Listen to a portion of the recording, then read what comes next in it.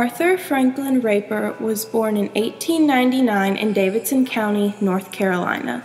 His analysis of lynching began in 1930 as a member of the Southern Commission on the Study of Lynching, which had been commissioned to study lynching by the Commission on Interracial Cooperation, of which Raper was the research secretary.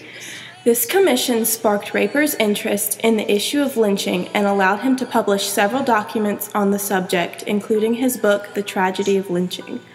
One part of the case study was to create a pamphlet informing the public on the general elements and effects of lynching. Some of the major contributors to this case study included Chairman George Fort Milton, Howard W. Odom, Will W. Alexander, and W. P. King, to name a few. In reaction to the study of lynching, the universal response was that it was not only desirable, but mandatory.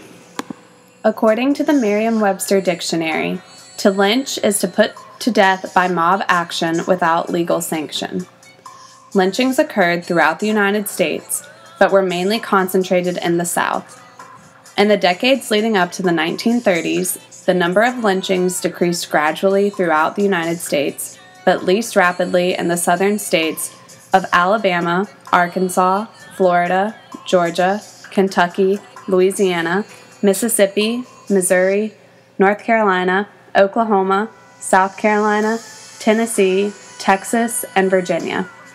In the 5-year period ending with 1929, 97.4% of all lynchings in the United States were in these 14 states. Many lynching victims shared common traits and characteristics that became the profile of a typical victim. These included African American, male, non-tax-paying citizen, little to no formal education, outsider to the black community, and no religious affiliation. The mob generally consisted of native whites who believed that taking a black man to trial was an uncertain and expensive means to bring the black man to death as punishment for a crime. White men also thought it was their indisputable right to join a manhunt to lynch an alleged criminal. The mob often consisted of persons who were propertyless, 25 or younger, with some exceptions, lacking a high school education, and not identified with any religion or denomination. Although this was the typical profile of a mob member, in some instances women and well-educated or older men participated in the lynch mob. The size of mobs was exceptionally wide-ranged, from 5 members to over 15,000 participants. We held the crowd off as long as the tear gas held out. The crowd kept coming on, and we dare not shoot on account of the women and children. From their cell windows, the 2 culprits could see the mob howling for their lives. The general public opinion condoned lynching. However, some within communities where lynchings occurred were opposed to lynching, but remained silent because of the overwhelming pressure for conformity. A common sentiment of mob members in response to advocates for legal action was unfavorably received by mob leaders. In some cases, adversaries of the mob were told to shut your mouth and keep it shut, and that right quick.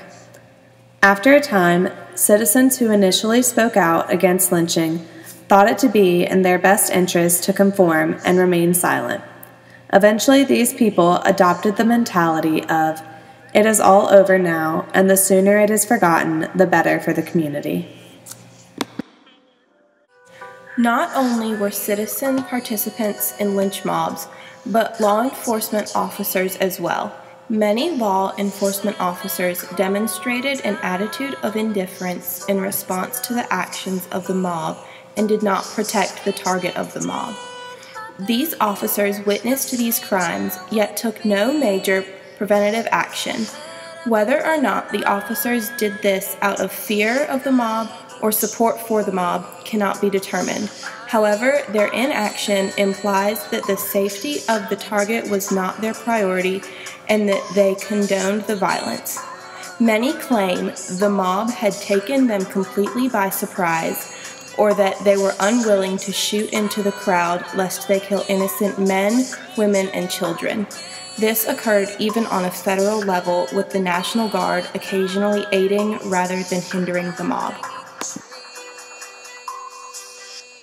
Missouri also was stormed by a mob, which overpowered sheriff's forces and a National Guard tank detachment, despite a heavy gas barrage, to get at a Negro charged with criminal assault. They wrecked the steel door and the interior of the prison, and the Negro was lynched and his body burned. Governor Park of Missouri is enraged over the mob violence and says he'll bring the lynchers to justice. Oh, what a terrible week America has had. The increased propensity of lynchings to occur in the South can be attributed to a combined effect of a variety of influences ranging from heightened racial tensions to poor economic conditions. One of the reasons for heightened racial tension in the South was the long history of slavery and the idea of white supremacy.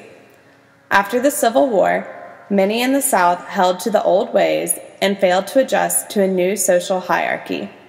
These traditions of white supremacy were upheld, supporting the practice of lynching.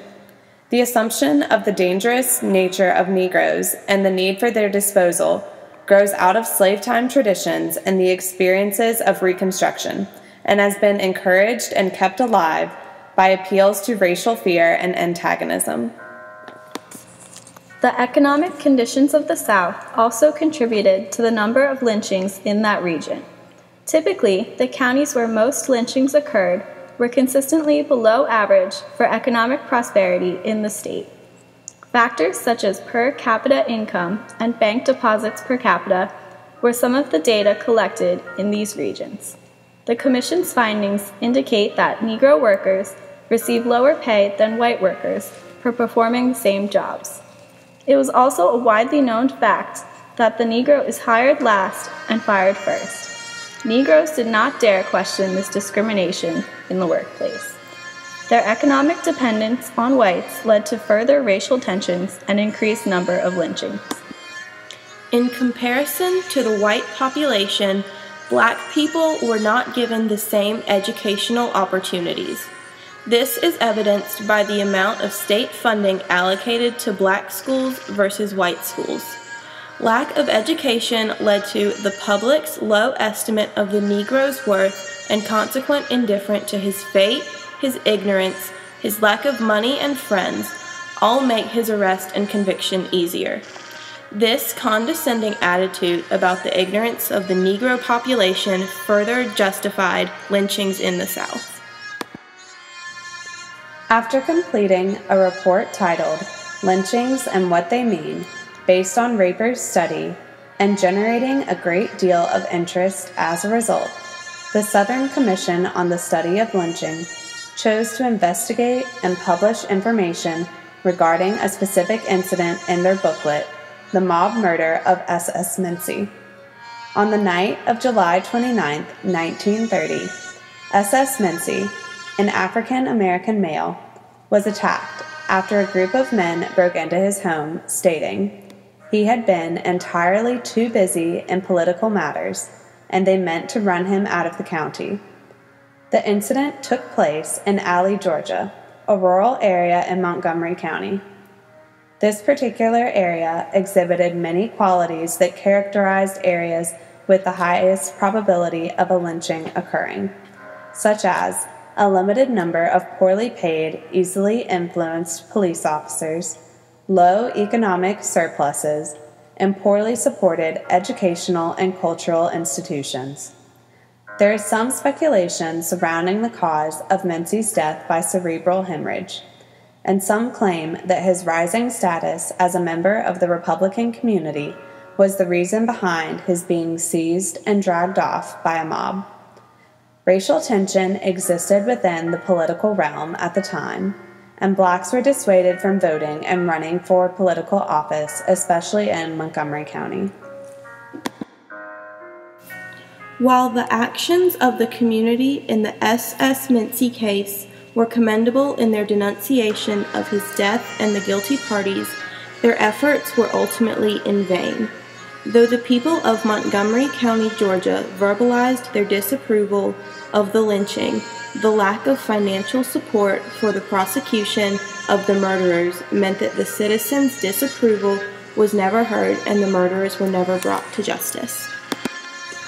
Once women began to speak out against lynching and dispel the notion that lynchings were for the protection of Southern womanhood, the number of lynchings in the South began to decline more rapidly. People also began to realize how costly lynching was to the community. The damage a lynching does to labor conditions, investment of capital, reputation of the community, and the like are inestimable. As people became more aware of the adverse effects of lynching, public opposition increased. Public education about the negative effects of lynching, the presence of a moral compass, and the guidance of respected community leaders greatly influenced condemnation of the practice of lynching and led to the eventual eradication of lynching in the South and across the United States.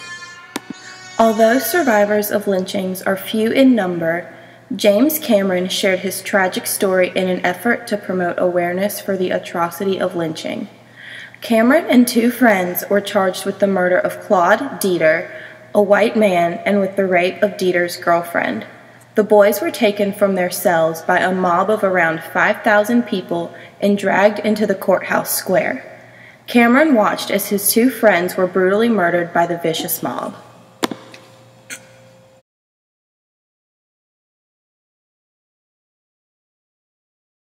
What about the black community in the area? Did they know what was going on? They didn't know what was going on until the next morning. They didn't know what was going on. So you were there with these tens of thousands of angry white people. Yeah. And they had beaten you half to death and were dragging you out to be lynched. That's right. So you got out to the courthouse square, is that where? Yes, and they put a rope around my neck, and they pushed me up between Tom and Abe. There I stood with death on both sides of me. And I prayed to God. I said, Lord, have mercy and forgive me my sins. And I was ready to die. And I was glad to be leaving a world full of so many false and deceitful people. And when I said that, a voice came out from heaven. It echoed down and said, take this boy back. He had nothing to do with any killing or raping. And I was the only one that heard that voice. But yet the whole crowd obeyed. The hands that had been rough and ready to kill became soft and kind and tender. And they took that rope off my neck, and they allowed me to stumble and stagger back to the jail. Although Cameron's testimony is not found in Raper's papers, it is a valuable source for our understanding of lynching in the 1930s. Without this testimony, we would only see the objective perspective of Raper's research, rather than a victim with whom we can sympathize. Southern trees bear strange fruit, blood on the leaves and blood at the root. Black bodies swinging in the southern breeze, strange fruit hanging from the poplar trees.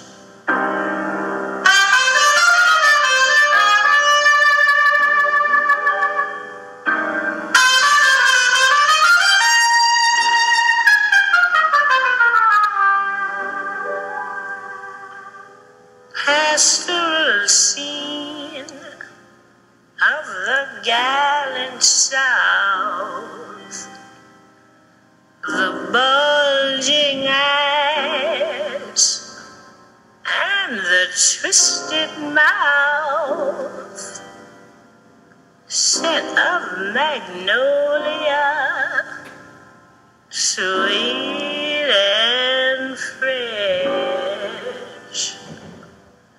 Then the